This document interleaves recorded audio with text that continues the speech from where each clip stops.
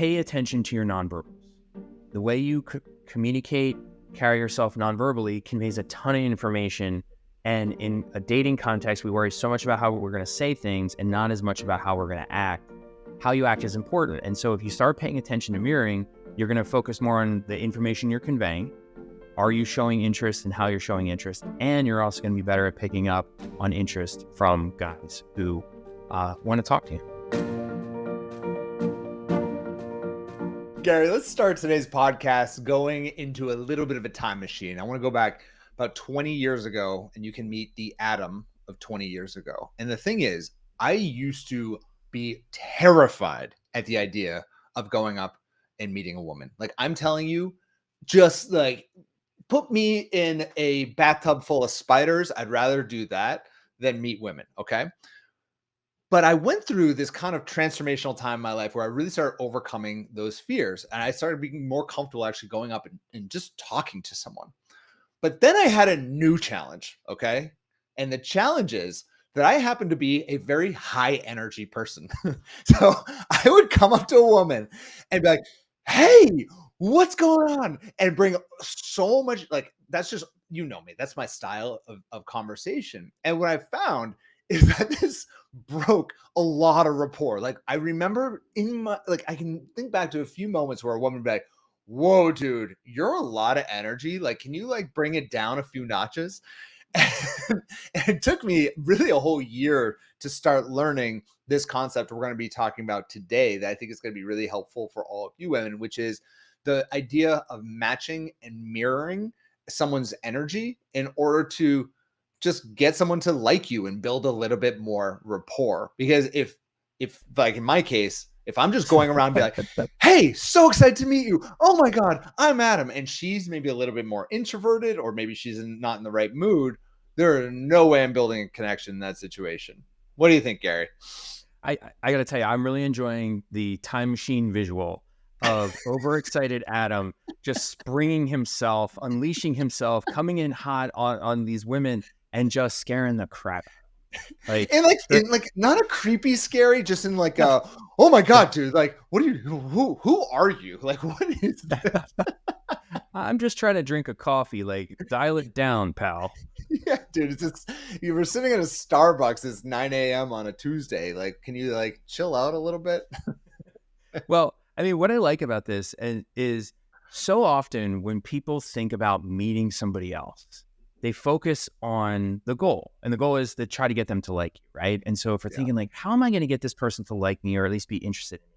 People will almost invariably focus on, what do I need to say?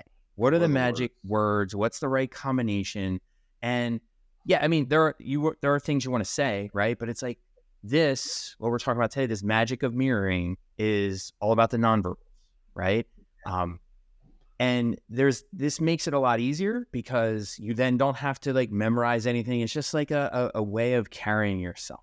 And so the magic of mirroring, the mirroring effect, also known as the chameleon effect, it's when one person subconsciously mimics the other, either in how they're holding themselves, like their body positioning, gesturing, speech patterns, and tonality. In your case, energy levels, right? It's like you're coming in like, yeah. And the other is like, hi, right? It's like you want to match the same level of energy, and that's mirroring. We know that this builds rapport. This makes us feel more comfortable with the other person. When it's done well, it's super subtle, and the other person has no idea that it's happening. They just feel more comfortable. It's hardwired into us, right? Babies do this automatically, right? So you have a little baby, and they're doing things, and you start like, you touch your hand to your mouth, and the next thing the baby will do that. Like your expressions and smiles, like babies just naturally mimic because that's how they're picking up social cues. And this whole idea of mirroring, it's also, ever see that phenomenon where couples who have been together start like mimicking each other, like their mannerisms and stuff? Actually, Jessica's best friend, she's getting married, and I'm actually officiating the wedding, which is exciting. My first time officiating a wedding. But her soon-to-be husband he's hilarious. I love this guy, but he's like kind of a grump sometimes. Like he goes like this, like, I don't know if we're gonna do this today. And he's kind of joking when he does it, But Right. I've noticed, and we hung out with them this weekend. She's starting to do that now too.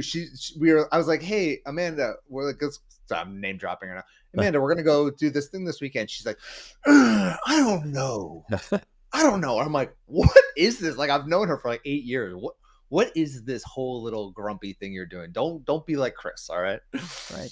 Yeah. And it's like, it's things that people don't even realize they're doing. And like, Yeah. what I'm going to just share with you, I'm really not proud of. I can't believe I'm that guy. And like, I'm now part of that couple. But like, my wife Bring and I it. went over friends yesterday just to kind of hang out.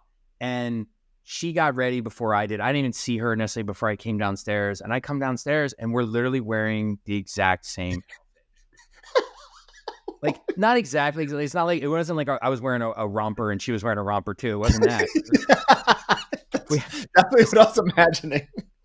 no, no, I know where you're going with that. That's not what I Yeah. mean. But it was like same color blue t-shirt, brown shorts. I Yeah. had the dad cargo shorts on. My wife didn't have that. But it was like, and then I didn't even, and the thing is, neither of us realized it until we got to our friend's house. And the guy's like, what are we dressing You like now? And guys I'm like, matching? Yeah. yep. I'm like, oh, ooh, awkward. But it's like, Yeah. that's mirroring in action without neither of us realized, no one noticed. And it's just because you start just taking your cues off of other people. Now, research shows when people mirror us, we like them more, right? Yeah. And specifically, men rated women who mimic them more positively. And so that's where this becomes a dating strategy, a dating tactic, where you want to show the right guy that you like him to kind of like lay out the welcome mat to make him more likely to approach, ask you out, talk to you. This mirroring effect is something you can use to your advantage. And that's an important caveat, is that we're not saying do this with everybody, anybody. We're not saying, shotgun approach. Like this is something to implement once you know you like somebody and you kind of want to send the signals like, I'm into you, like, here, come talk to me. So you want to use this like judiciously and specifically. Yeah. And it's a great way to connect with another person. It's really much more about, instead of thinking about like, I want to make a guy like you, which is probably going to be the headline of this because it's more clickbaity and that's what people want. But really, it's more how to make a guy want to connect with you, or how to build a deeper connection with another person. Because have you ever seen people who are having a deep conversation in a corner? You don't have one person who's like, "Oh my god, blah blah blah," and the other person's just kind of like cowering and like nodding. That doesn't happen. It's usually they are sitting side by side. They're speaking at the same kind of pace, at the same tonality. They are nodding with one another in the same way, and they're just almost on the same level, like energy fields. Energy. And I'm not a big woo-woo guy, but this is the best way to describe it. All of these things encompassed are really just being on the same kind of energy level as another person. And then you'll see other moments where you're connecting with someone and you're both laughing hysterically and you're super high energy and you're just on that kind of wavelength with one another. And it's just so much about feeling connected to another person when you are just kind of matching and mirroring one another. Yeah, and it's like you're saying, like the highs and the lows of those two people, they're mimicking each other. Like they're following each other, in parallel. It's not one high, one low, right? Yeah. They're going together in tandem. And I really like that you use the word connection because the research shows that when you mirror somebody, it builds a sense of empathy, right? It shows that you care about them. And so what's empathy? Really, it's about understanding another person and building a connection.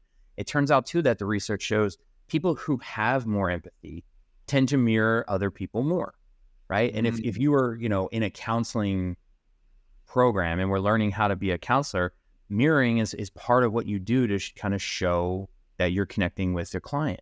Now, some of this, I'm always a little bit leery of like tactics like this because my scientific side wants to be like, wait, this sounds like too simple to work. Like, what the hell? Like this, Yeah. it sounds like schemey, scammy a little bit. Yeah. But then, like, what I do in then preparing for these podcasts is I dive into the research, just kind of like, what's going on here? And so the idea behind mirroring and like why it works is some classic social psychological phenomenon. In many ways, going back to evolutionary psychology, where it's like if we're mirroring somebody, it shows a level of familiarity and similarity, right? And that's if you want to talk about two things that are classic things that build attraction. It's familiarity. Like you're somebody I know. You're cool. We're very much the same. good. Like those things are bedrock things for building attraction. Now, the evolutionary side of this is, to the extent I'm more familiar with you, to the extent you're more similar, you feel more safe, Yeah. right? And people who are safe are not threats.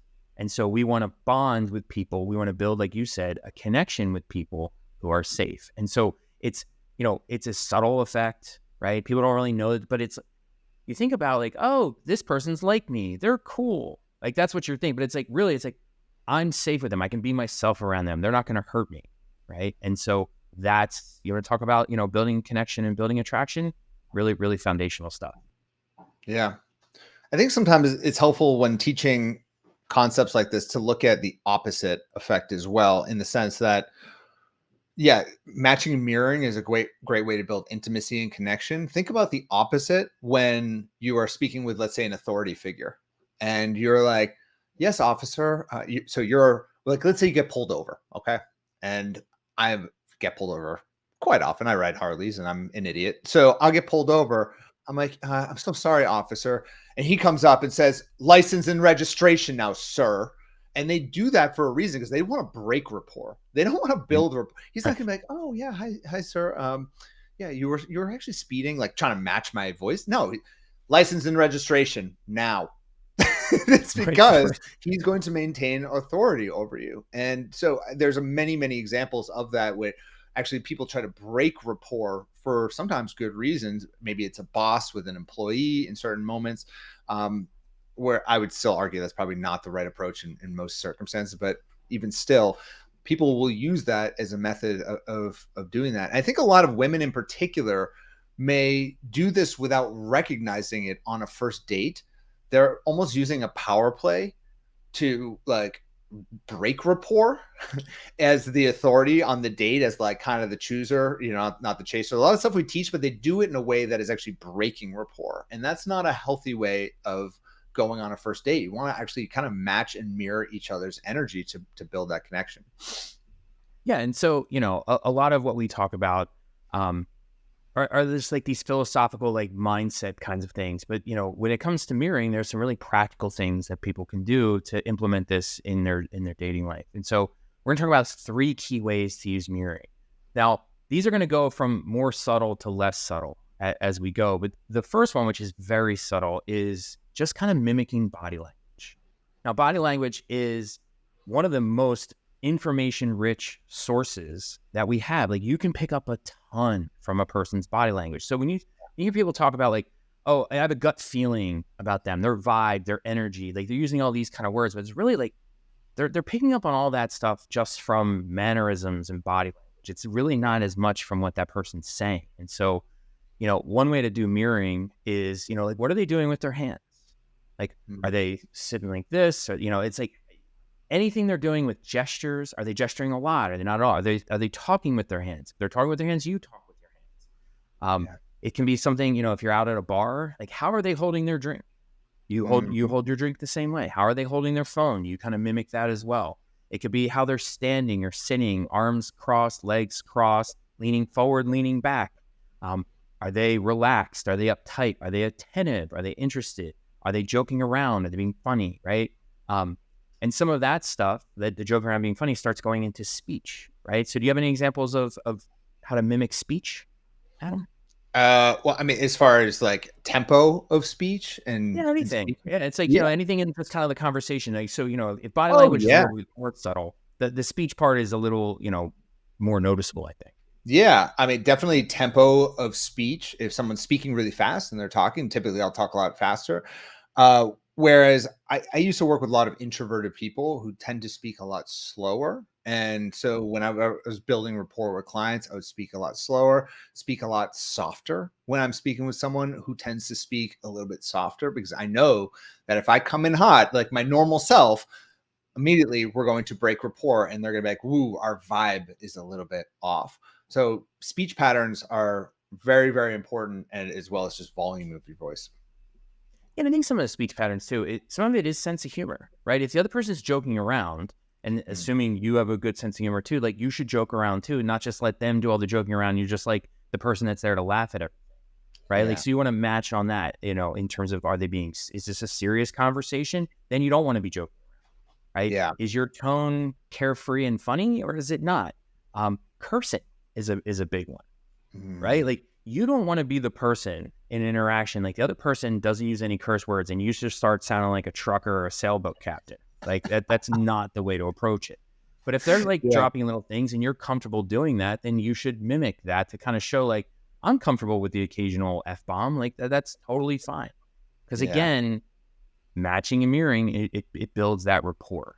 Of course, the other big one that we didn't mention, because we have a whole other podcast on this, is eye contact. So we're not going to get into all that because we have a whole separate podcast just on eye contact and how to do all that. So, but that's a big one too, like how much you're looking at them versus away, and things like that. Yeah. Just getting a feel for where they are and where they want to go conversationally is very important, and just being generally aware of that. Like, I can think of, just in particular, one moment not too long ago when Jess was trying to kind of like open up about something to me, like just having more of an intimate conversation. And I was in kind of a goofy like mood, and I made a joke. I'm just like, she's like opening up about something, and I'm like, probably made some stupid dad joke that was not appropriate for the moment, and it's like instant rapport killing, me showing I'm not on the same wavelength, and I made a critical lack of matching mirror. I wasn't matching and mirroring her energy and understanding kind of where she's at.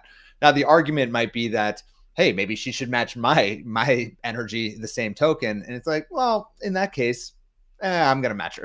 Like, I should be matching her. But if ultimately the goal is to create a connection with a person, the best thing to be always doing is be thinking about where's the other person and meeting them where they're at. If you want to build that connection and you want to get someone to really like you.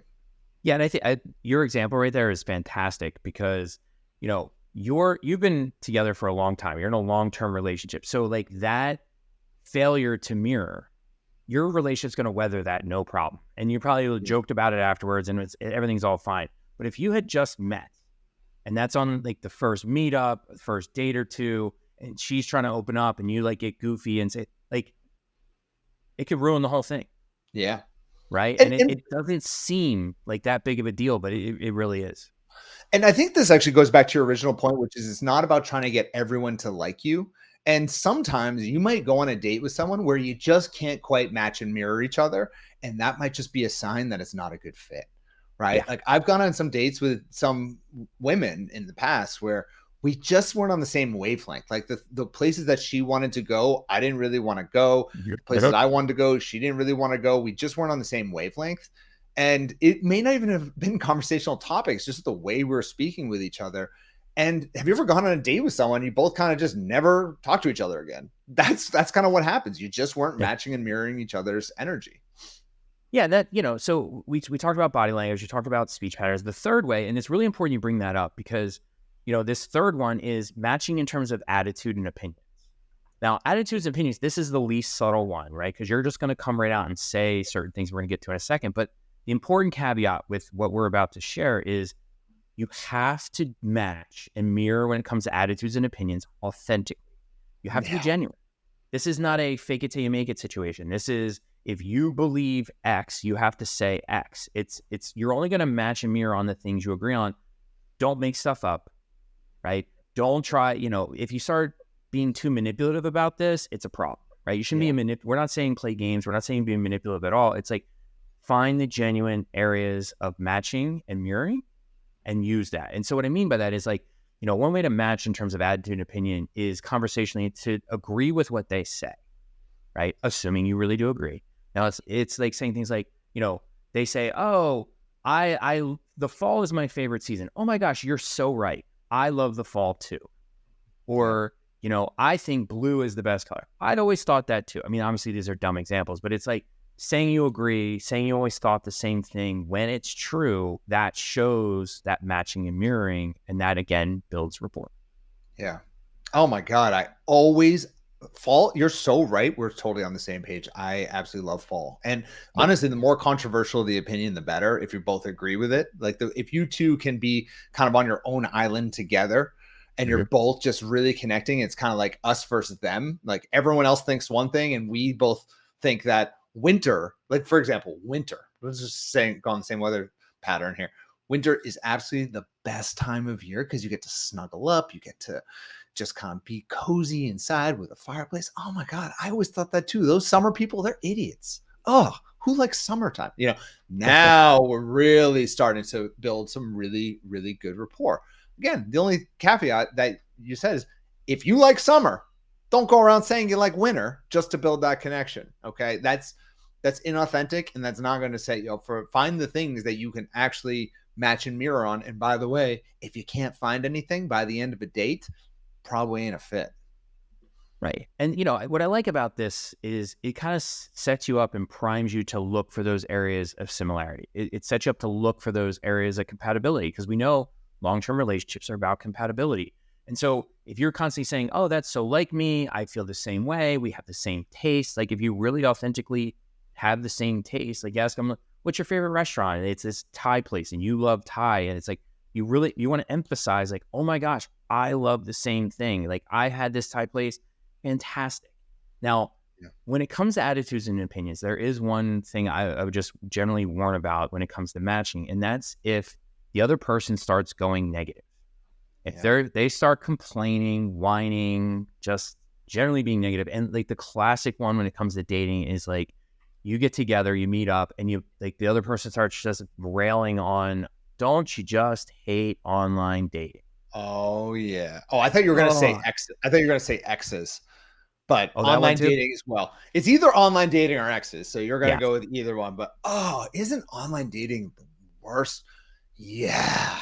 Oh, and then you feel like you're connecting, but you're connecting on this really negative energy field. And the thing is, men don't remember what you say, they remember how you make them feel. And even if you're connecting on something, if it's negative, he's going to walk away from that. Even if he was the one being negative, he's going to walk away from that being like, you know what? I didn't feel a great connection there. No, he might feel a great connection, but I didn't feel a good vibe there. Or she's very negative. And so deflecting on those things is so important, and just moving past those. On the exes thing, if someone starts going down the path about their ex, it's so easy to be like, oh yeah, I've been divorced twice as well. My ex-husband, and you just get into it. I recommend pretty quickly if someone starts talking about their ex, you be like, you know what? Let's let the past be the past. Let's talk about it. Like, I don't know, what do you like to do for fun? Let's talk about something a little more fun. And just deflect. Truly, you can do that and just move forward. Is an important strategy, because it can get so negative. How many times do we see that, Gary, where people just connect on this really negative plane, like energy plane, and it goes nowhere.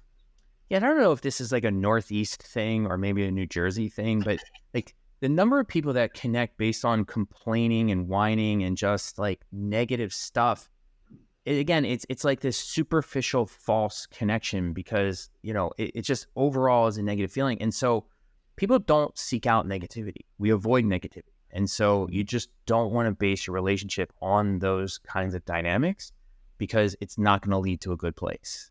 Yeah. It's People, definitely a Boston thing. That's for sure. yeah. I mean, us Bostonians, oh my God, do we love to complain about everything. Everything is absolutely the worst. And, oh God, Complaining and worrying. Worrying is another one. Is oh, like, I'm worried about this. Oh yeah, but I'm worried about this. And it's like this like weird arms race of who's going to worry more about things that aren't worth worrying about. And so you can have really long conversations about that, which it's like you feel validated, right? And like that's a big part of things. But it's like that's not a conversation you're necessarily going to want to return to on a regular basis with your romantic partner. And so it's a trap. Right? There's certain things that are trapped. That's a trap in conversation. Don't mirror negativity, even if it feels like you're validating them. You should just say, I'm a big fan of saying, like, can we just put a bookmark in that, and like let's talk about something else. And like that way it's kind of not saying like I don't want to never talk about this. I just don't want to talk about this right now. And so that way you're not the other person doesn't feel like, oh, they're closed off, they don't want to talk about this ever. It's just like, no, like not right now, particularly early in your relationship. And honestly, just going back to the really simple example that we had at the beginning, which is about the weather. If you find that he's complaining about winter and you both are complaining about winter and how it's just the worst ever, instead of continuing to lean into that, just lean into how much you love summer, right? It doesn't mean that he's necessarily a negative person or you're a negative person. It's just go to the bright side.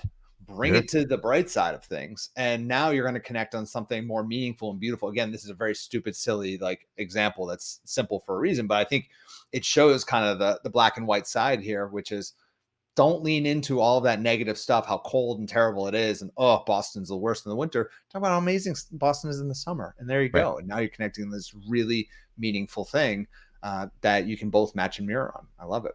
Yeah. And having that mindset, you're going to be happier anyway. Right. Yeah. Um, you know, one other thing is before we finish this off, a lot of what we've been talking about today is like how you can mirror the other person to show that you're interested and to help build rapport. But the other side of this is if you know everything we just said about mirroring for the last 20 minutes, it's like, this is all things that you should start noticing in other people when you're talking to them. Like this should help you be more perceptive to figure out if other people are interested in you or like you. So pay attention. Pay Yeah. attention to your guy. Is he mirroring you in terms of body language, speech patterns, attitudes? And if he is, it's a good sign. And the research backs this up, right? If a guy is mirroring you, it suggests that he finds you attractive, right? And men are more likely to mirror when they're seeking a partner. So Right. guys that are looking for a relationship partner are more likely to do mirroring, and they're more likely to mirror you if they find you attractive. And so look for some of these signs, because if he's interested, likely he's doing some mirroring and he probably doesn't even know. Right.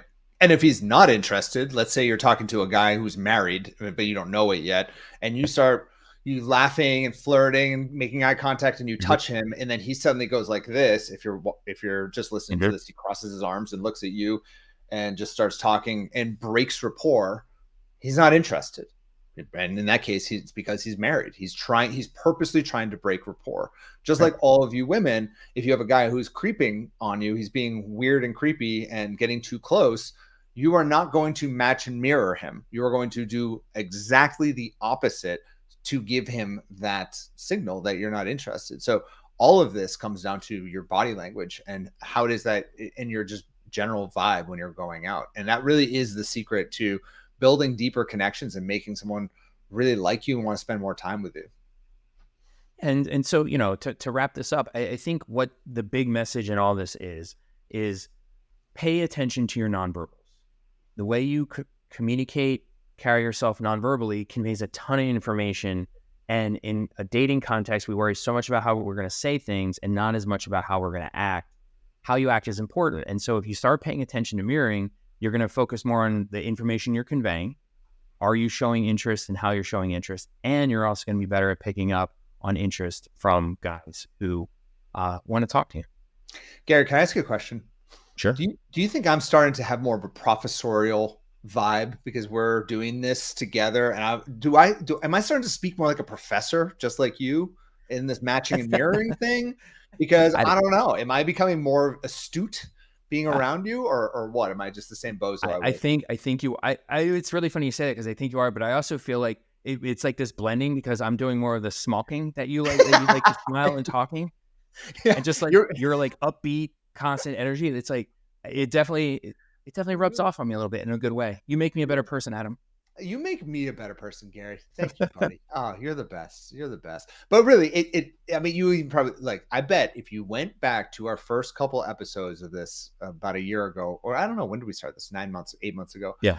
I bet our energy was probably very different. And you'll probably see now we're kind of blending energies just naturally, not even purposely, because we are kind of playing off each other and playing off each other's vibe. And that's what happens in relationships. You become the average of the person you marry. You become the average of your podcast host. That's just how humans are designed. So hopefully this gives you a lot to think about when you're getting out there and finding relationships, because I think just it's so easy to get distracted by what do I say, what do I do, all that stuff. Focus on the energy and body language, and that's a huge part of it. So good stuff, man.